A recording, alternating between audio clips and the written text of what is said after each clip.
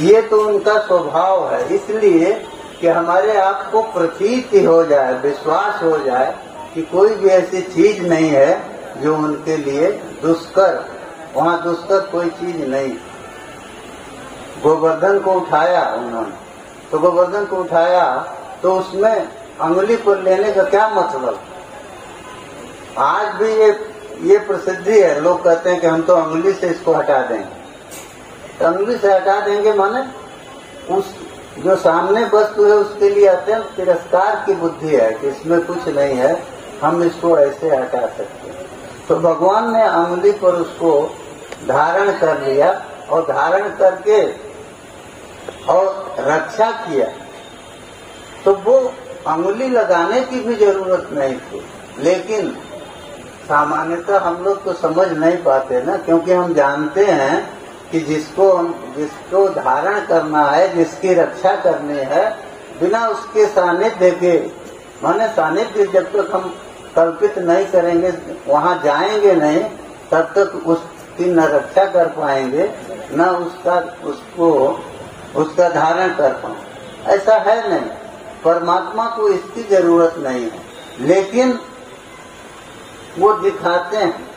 अरे वो कहते हैं ना, सुन रावण ब्रह्मांड निकाया पाई जा सुबल विरचति मा। तो पूरा ब्रह्मांड निकाया, ब्रह्मांड समूह की रचना वो कर देती है केवल उस परमात्मा की इच्छा शक्ति। उनको इच्छा हो गई, एको हम बहुत श्याम प्रजा, ये इच्छा हो गई कि हम बहुत हो जाएं। तो बहुत होंगे तो रहने के लिए, क्रीड़ा के लिए तो धरती चाहिए ना। अरे वो धरती चाहे गोकुल हो, चाहे अयोध्या हो, चाहे मथुरा हो, जो भी हो, लेकिन धरती तो चाहिए। और धरती सामान्यतः हमारे समझने के लिए, उनके लिए नहीं है। हनुमान जी पर्वत को भी ले करके आकाश में चले आए ना, तो सामान्यतः जो चीजें हमको असंभव लगती हैं, वो चीजें जो समर्थ लोग हैं, जिनके सामर्थ्य की कोई सीमा नहीं है, उनके लिए वो कुछ नहीं है। लेकिन उस अवहेलना से तो हमारी समझ में बात नहीं आई। तो हमको समझाने के लिए कुछ न कुछ भगवान को भी करना पड़ता है, इसीलिए वो अवतार लेते हैं। अवतार का मतलब क्या? नीचे आना, अवतरण करते हैं। तो अवतरण में माने नीचे आते हैं, तो वो कहाँ नीचे ऊपर कहाँ जाएंगे? नहीं, उनका जो निर्गुण निर्विकार अपरिच्छिन्न स्वरूप है, उसको वो सगुण साकार कर देते हैं, परिच्छिन्न कर देते हैं, अपने को हमारी जैसा, हमारी तरह ही दिखाते हैं।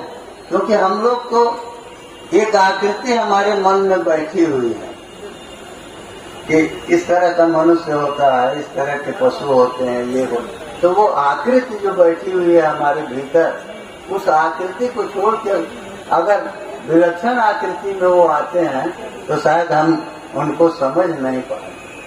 तो इसलिए हमको समझाने के लिए वो आकृति विशेष को धारण करते हैं। तो ये उनका अवतरण है।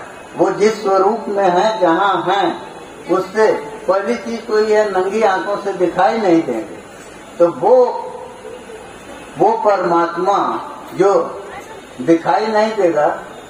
अरे हम नहीं कह रहे हैं, अर्जुन से भगवान कहते हैं कि हाँ, नतुमाम सत्य से द्रष्टुम अनेनैव स्वचक्षुषा।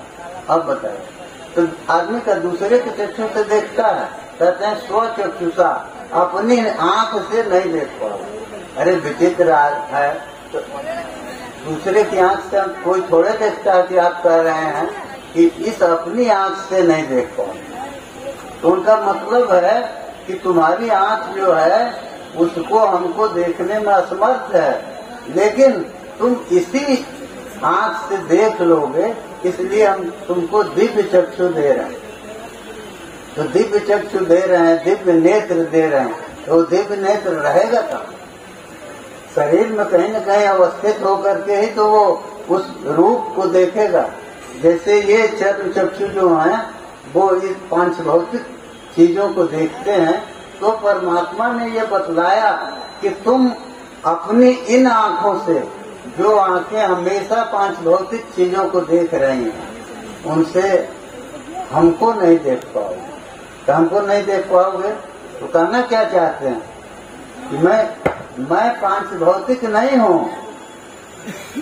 हमारी सृष्टि, हमारे जो ये शरीर हमारा देख रहे हो, ये भी पांच भौतिक नहीं है। अरे पंचभूतों का योग, पंचभूतों का संबंध जहाँ भी होगा वो तो हमारी आंख से दिखाई देगा ही। इसलिए उन्होंने कहा कि नहीं, इस अपनी आंख से तुम देख नहीं पाओगे, इसलिए मैं दिव्य चक्षु को दे रहा हूं। माने तुम्हारी इसी आंख के भीतर वो दिव्य शक्ति हम दे रहे हैं जिसके द्वारा तुम हमको देख लोगे। तो इसलिए कहे कि अने नहीं स्वचक्षुषा, अपनी इन आंखों से नहीं देख पाओगे। तो जितना कम चीज देनी पड़े वो अच्छा है। तो परमात्मा ने इस बार तो ये शरीर, ब्रह्मा जी ने शरीर और ये आंख, ये सब कुछ तो दे ही दिया। उन्होंने कहा कि चलो, उन्होंने आधा काम तो कर दिया है, थोड़ा सा हम और तुमको सामर्थ्य दे देते हैं, तो इससे तुम हमको देख लो, क्योंकि ये दिव्य चक्षु जो हैं बिना हमारी कृपा के नहीं है। तो इसलिए वो दिव्य चक्षु दे दिए। तो आशय हमारा यही है कहने का कि परमात्मा ने जो कुछ बनाया है वो केवल इसी के लिए बनाया है कि हम तुमको ये दे रहे हैं, इसमें इनका तुम संस्कार करो अपने साधना के बल पर, हमारे स्मरण के बल पर, हमारे सानिध्य के बल पर। अर्जुन को दिव्य चक्षु क्यों मिला? आजीवन भगवान कृष्ण के सानिध्य की कल्पना की, सानिध्य के लिए तरसते रहे, तड़पते रहे और हर तरह से सानिध्य पाने का प्रयास करते। तो उनको वो अवसर मिला वहाँ और उनको दिव्य चक्षु मिला, उन्होंने देखा। कृपा है, धृतराष्ट्र को तो वैसे ही व्यास जी ने दे दिया, उनको भी दिया, दिव्य चक्षु दिया है, ऐसा नहीं है। वो उन्होंने भी देखा है उस समय जब भगवान कृष्ण गए हैं सभा में, उस समय तो, लेकिन वो थोड़ी देर के लिए ही था, बाद में वो तिरोहित हुए। अर्जुन को भी तो थोड़ी देर के लिए ही वो सामर्थ्य मिली थी और उसके बाद वो सामर्थ्य नहीं रही, वो नहीं देख सके।